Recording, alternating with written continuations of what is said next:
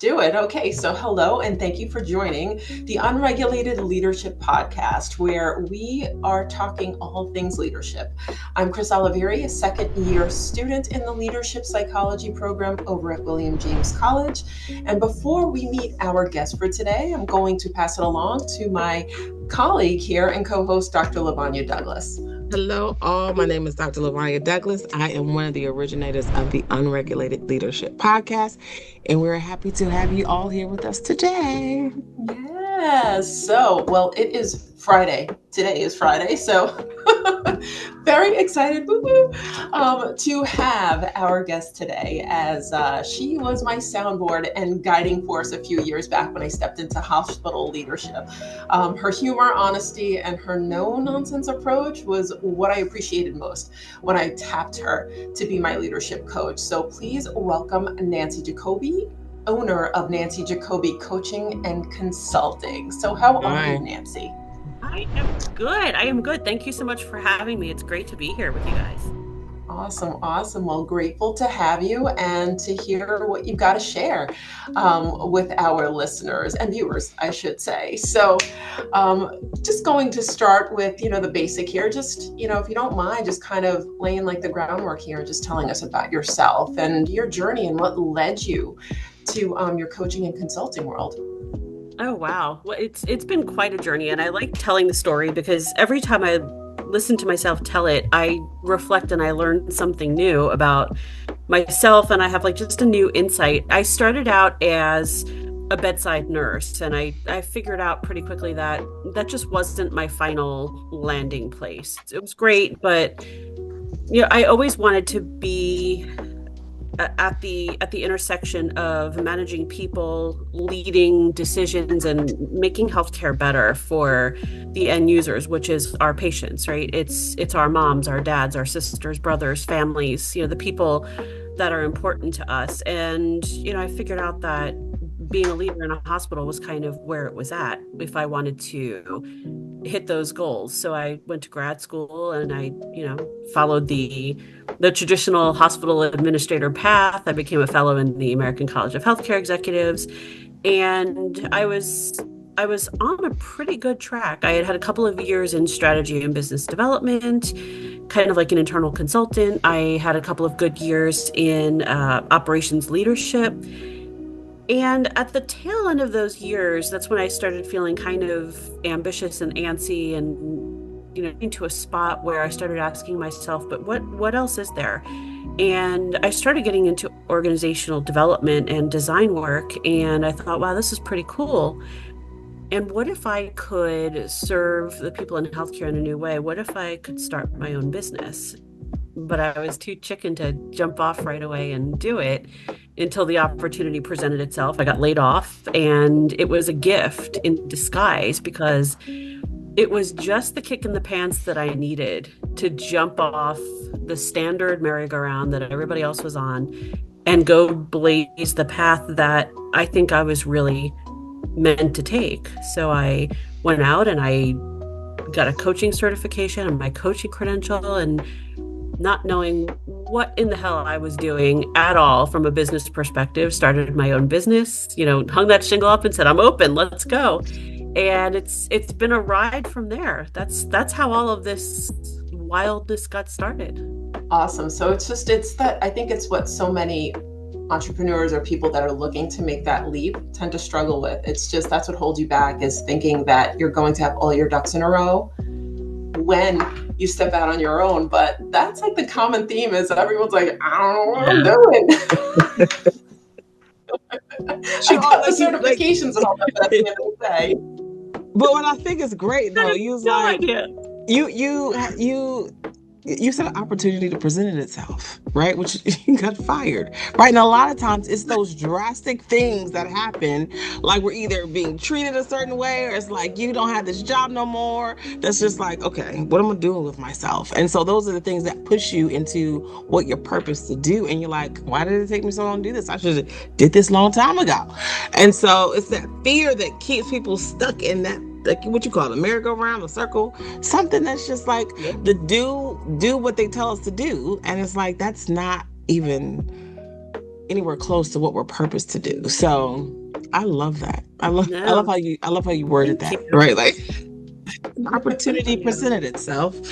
I love that. Yeah, it was like an opportunity to discover new purpose. And, I think the interesting part of the journey is that I started taking pride in being laid off. Like I was part of a cool kids club that, hey, I was kicked out of the playpen, man. And now it's, I don't even have the training wheels on. I'm riding the two-wheeler, doing something completely new, and there's nobody minding this store. I am running it, and it was terrifying and exciting. And I have to say that even with all the hardships, I've loved every minute of it. I love it. Yeah, it's like I just say it, and it's like I gotta put it on the t-shirt. Is that's the one thing I learned like through my personal transitions where I was like, man, this sucks. It was just like there was beauty in the chaos. Like there was just something about it where it was exciting, but it was so scary at the very same time because to your point, it's like you don't know the opportunities that could potentially present. And when you're in that limbo, when you don't really have anything tying you back, you're like, oh yeah, like you're more inclined to be like, I'm going to try that. Right. I'm going to do it. And that's where growth happens. Exactly. And who did you have in your corner? Because a lot of times we're good at the thing that we're good at, but we have to like bring a team along with us or people that are good at things that we're not good at. So how did you begin to identify like the people that you felt like were like a part of what you should be doing? That's a really great question. And I think it's important to acknowledge that I couldn't be sitting here with the two of you today and talking about this without the village that helped kind of raise me up from this, right? So the way that I found my people, quite honestly, was figuring out, okay, I need A or I need B. Who has this or who knows how to do this or how do I get access to this? And just being really brash and bold and emailing and calling people and saying, hey, how do I get into this program? Hey, I'm broke. How do I find a way to finance this program because I need to do this? Or I have no idea what a marketing funnel is. Who can teach me about that? Where can I learn? And just being brave to raise your hand and saying, I have no idea what I'm talking about. Who can help? And that's how I got the people around me to, kind of give me a knock on the head and say, okay, we got to get you squared away. First things first. So it really was just a matter of assessing what I needed to get to my next step and then just going out and finding it.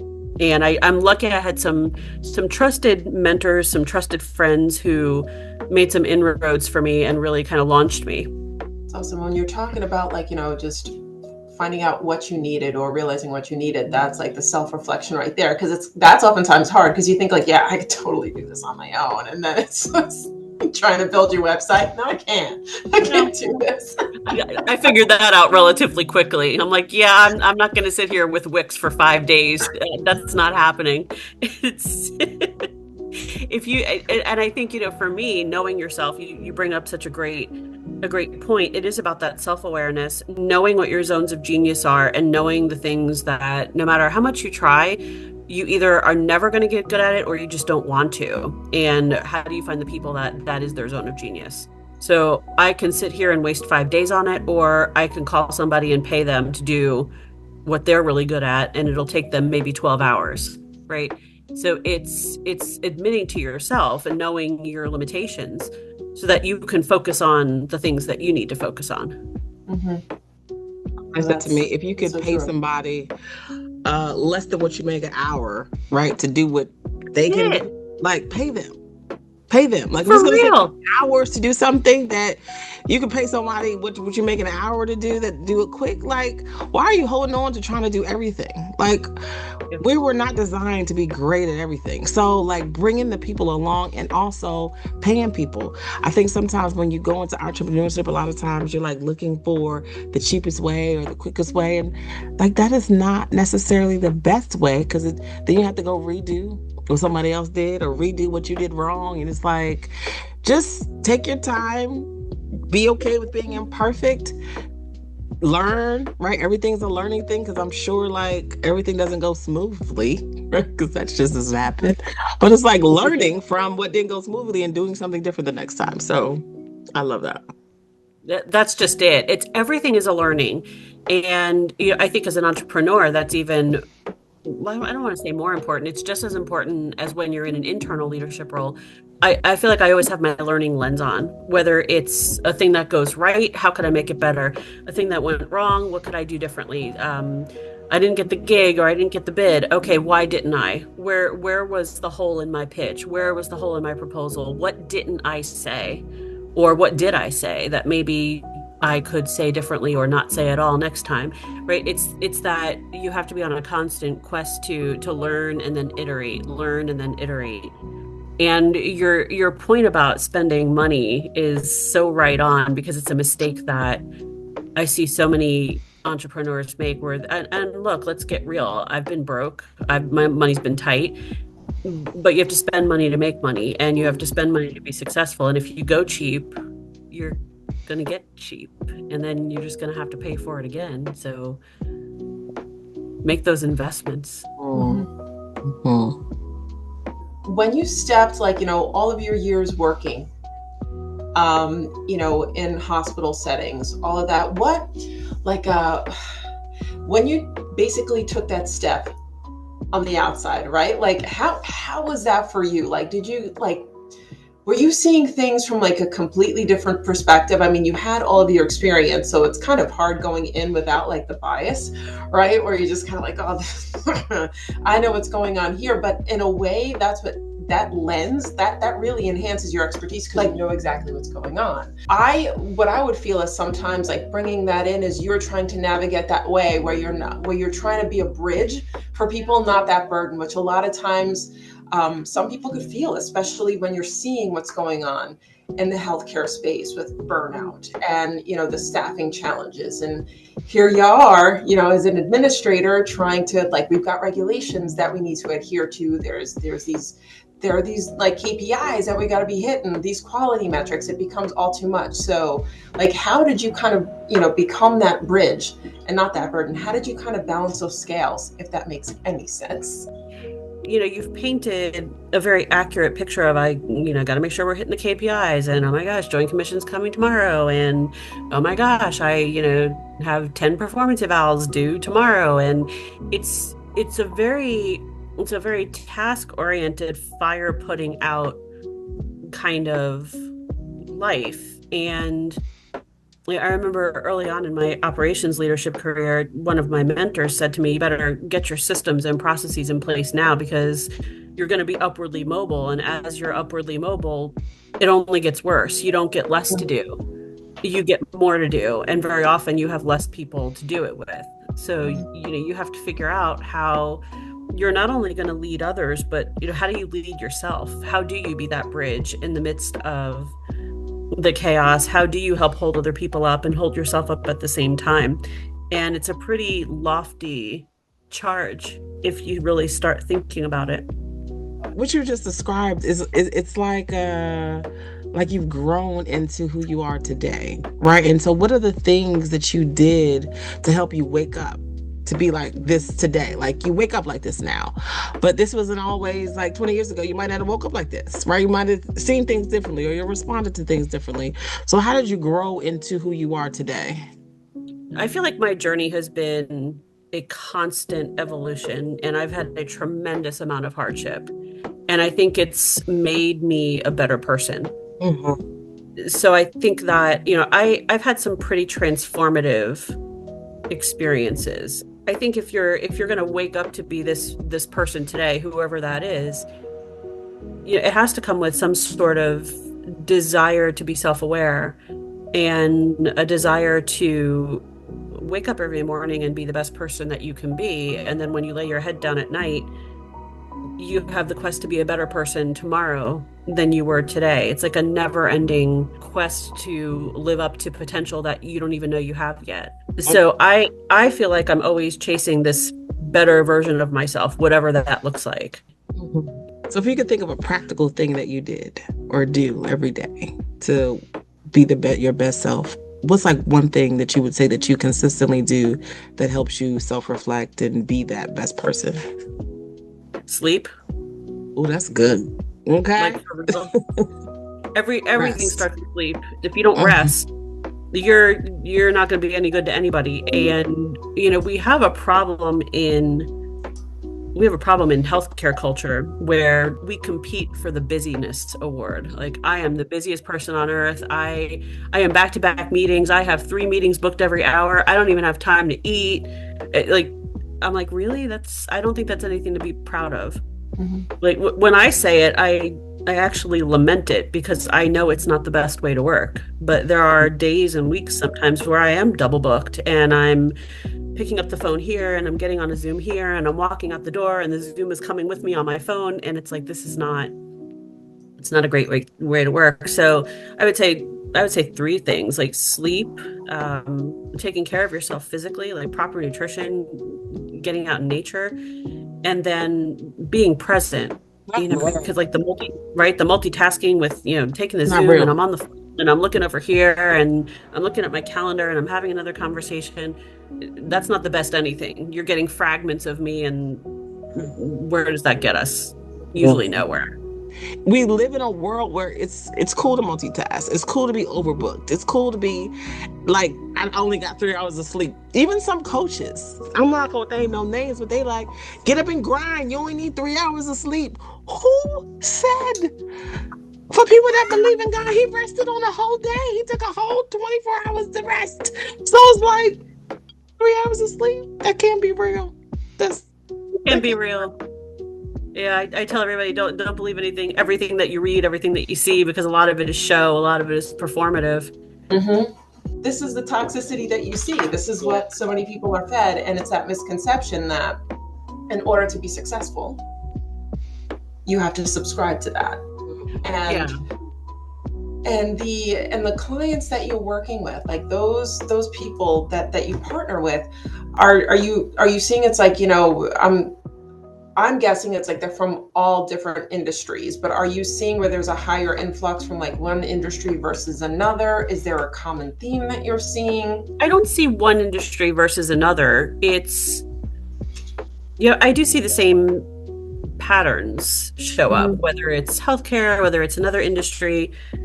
Everybody's pushing to move up and get ahead, pushing to have the best position, make more money. And all of that's great. One of the things when I work with clients and they're looking at, why am I getting promoted? Why am I not getting promoted? Or why am I not getting called back? Or why am I not, getting chosen for this, that, or the other?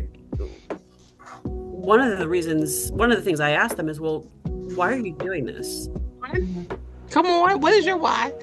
Like, why Yes. why are you doing this? Like, why is this important to you? Mhm. And just peeling it back, you start to talk with them, and then another question that sometimes elicits, a big pause or visible anger or passive aggressive anger. Is this making you happy? Is what you're doing making you happy? Because again, I was on that merry-go-round, and sometimes until you get off the merry-go-round, or the merry-go-round stops, or somebody throws you off the horse and says, "That's it, you're done."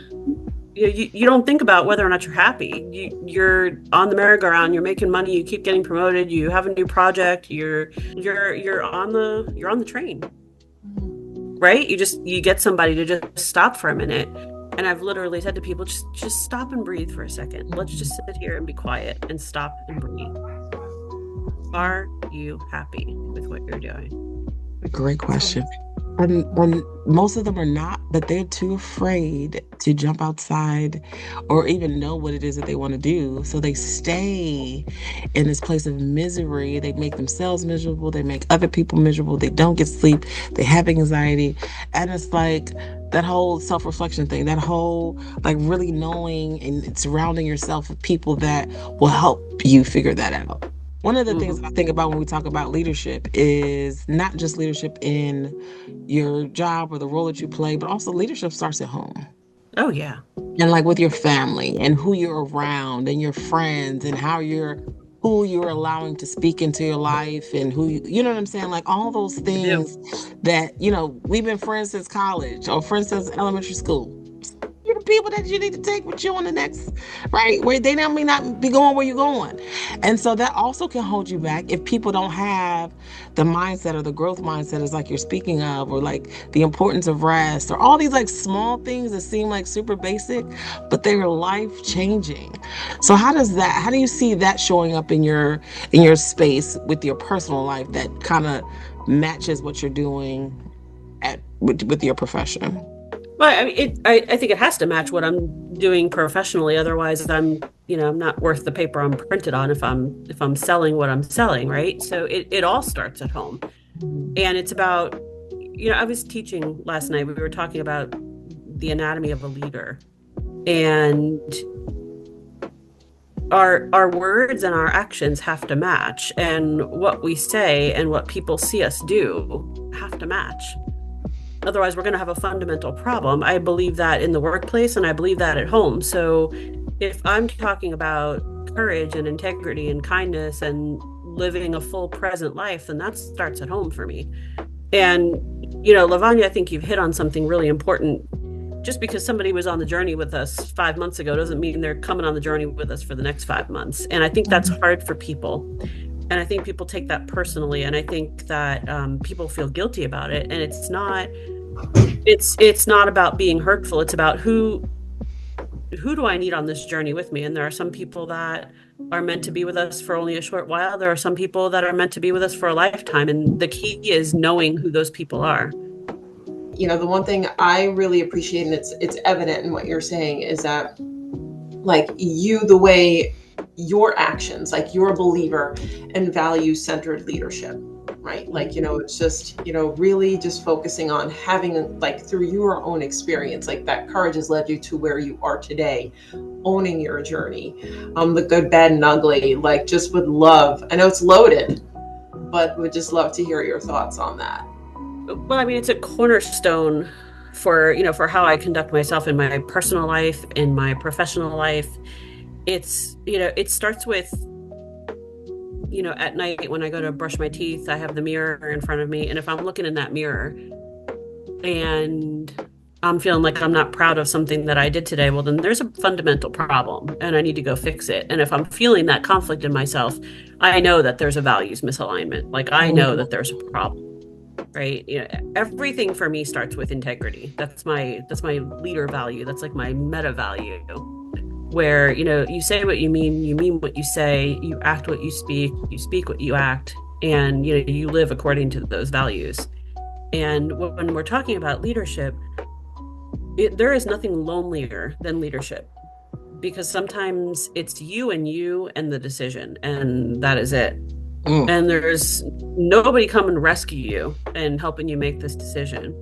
And there's all sorts of pressure to make the wrong decision. The wrong decision carries, sometimes very handsome rewards, but those rewards aren't going to make me proud to look in that mirror at night.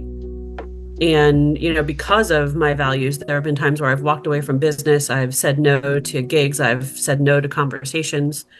And, in the short term, it's cost me money, but in the long term, I keep my self-respect.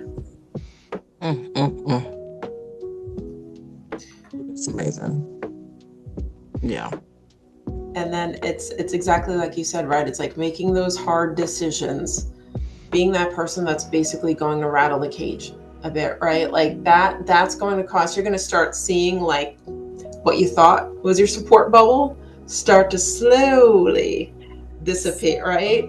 Yes. And then it gets to that, then you start questioning yourself, like, right? It's like once you start, it's just the blinders kind of come down and you're like, and then once you start questioning it, then or like it could be like you're encountering someone who is clearly manipulative, and which is so many times you often encounter in poor leadership, right? Where it's like you're trying to basically uncover this or bring it forward, like, yeah, what you're telling me to do is X, Y, and Z, and they don't like that.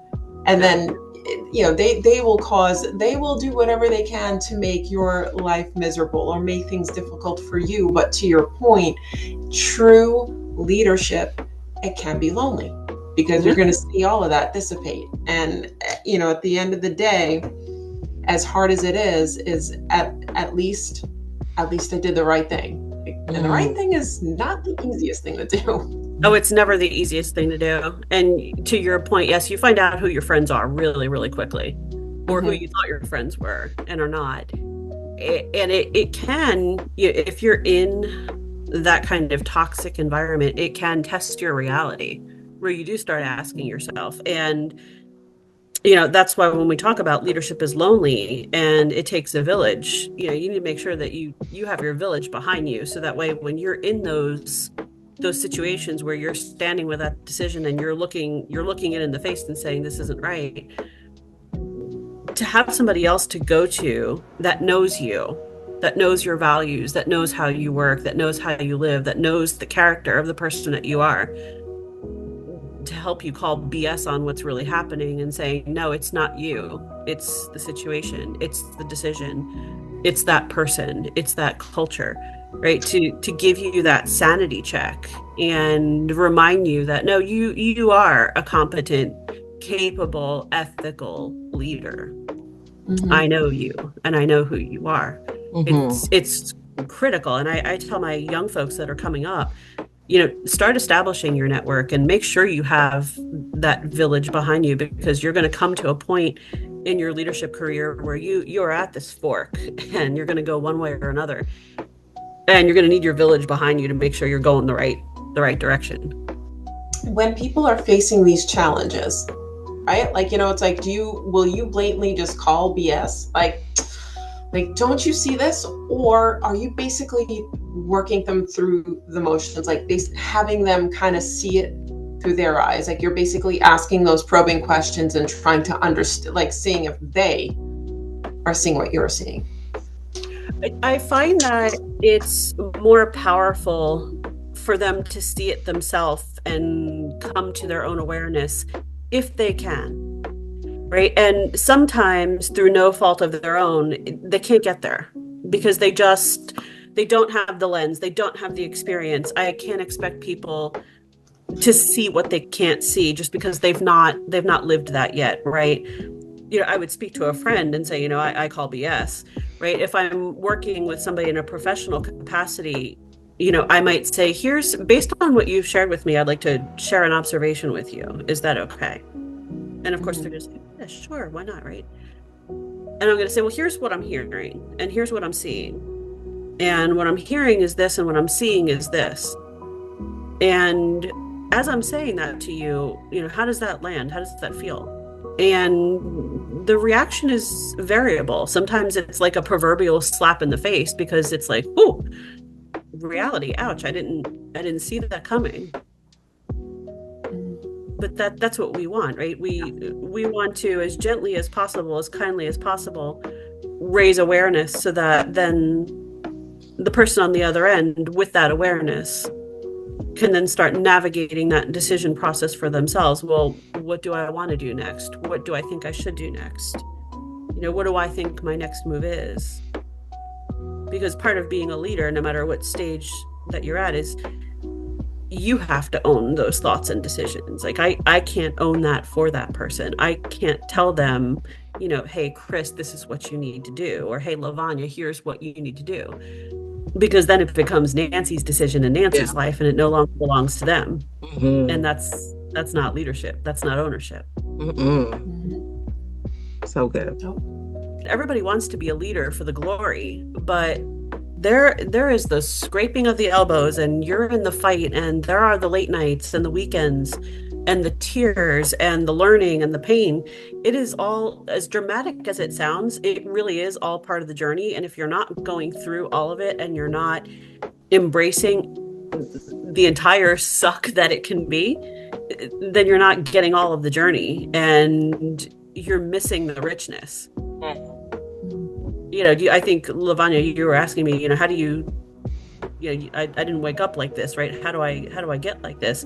It's that journey that helps you get here. You can't be seasoned without going through the battle. Yeah.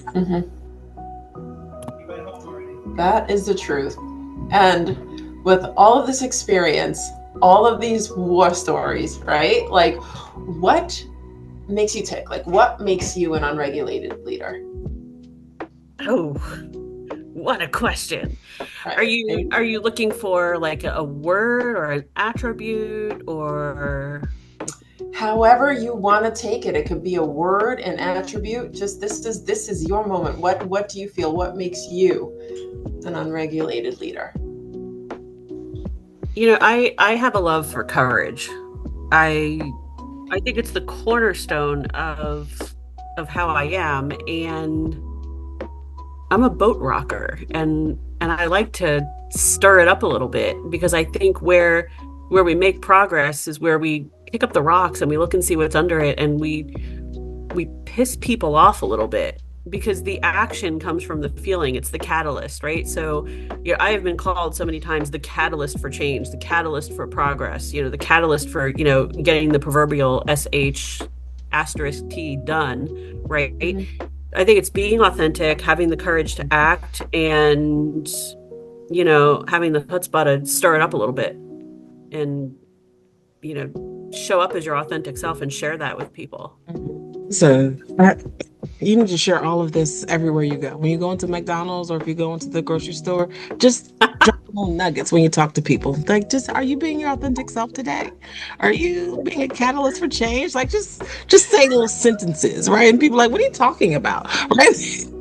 Just like keep seeding it. Yeah, it's just I got to tell you, and so now you're hitting on what makes me tick, and you're lighting my fire. We are so overly polite. I mean, we have gotten so beyond polite. It is unproductive. Like, we have become afraid of emotion. We have become afraid of anger.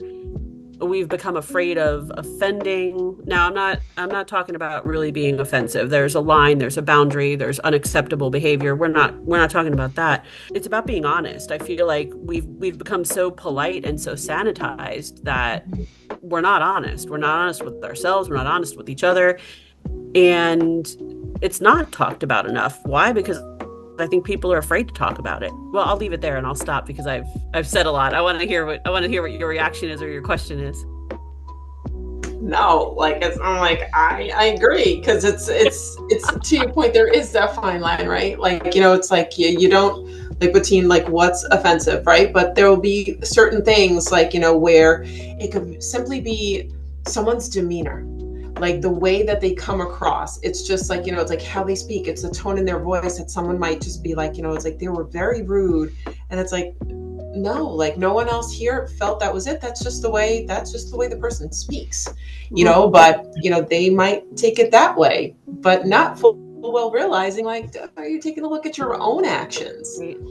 A lot of the times when people react that way, there's a trigger that's been pulled, and it's a trigger of fear. It's a trigger of insecurity. Am I going to be shown up? Why didn't I think of that? It's turning that fear lens inward. And if we were to evolve and say, oh gosh, that really hit home, I'm going to take that home and think about it as I that's point so my good. pen. And putting it back on people where it goes, right? Because it's like people can project on you, and then you're like, is it me? Did I say something? It's like, no, no, honey, this is you. I need you to go That's work on you. you, and I'm not going to be able to be in your space until you work on you because you don't know how to interact with me, and I want you to go be great, okay? And I'm going to go be great over here, okay? You go, I you love take that. time I'm going to be great because over here. yeah, we're just not going to be great I'm together, ready for you. right? We're just not going to be great together, but we're both going to be great, okay? We're both going to be Um, great. yeah. This was such a great conversation. Nancy, thank you so much for chatting with us. It was just so good. Don't forget to spread the nuggets and then come back and talk to us about the nuggets and how that goes. Like we can have a part two. I feel like there's just so many more places to go. This is so great. Any closing thoughts that you would like to share with us? Yeah, I thank you. I thank you for having me and talking with me, and giving me the platform to talk. What I've shared can, inspire somebody else, or if somebody's on the journey and they're feeling a little stuck, maybe it's the kick in the pants that they need, or maybe the Mm, little nuggets that we've planted will help somebody go be great tomorrow so that yes. they can be great together with somebody else. Who knows? Yes. Yes. Love that. Yes. Christina, you got anything else you want to share before we go? No, I just wanted to say, like this was just an absolute pleasure. You were the kick in the pants that I needed a few years ago. And, I just love watching your journey and just watching, just all the little sprinkles and nuggets that you're leaving here. So thank you. And I wish you nothing but the best. Thank you so much. Thank you so much. All right, bye, beautiful people. It was great. Thank you for joining us, and we will see you next time on Unregulated Leadership.